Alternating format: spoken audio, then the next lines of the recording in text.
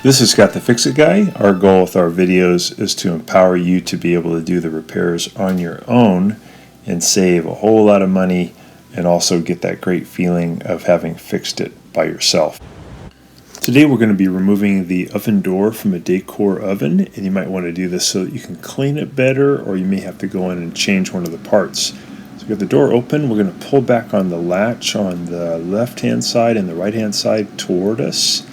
We're going to lift up just a little bit and then only a few degrees, and then pull it straight out towards you. So we're coming up about maybe 20 degrees, and you pull it right out towards you. It comes loose easily, and then it goes in the same way but opposite. So it should be easy to do, and just be careful because it is kind of heavy.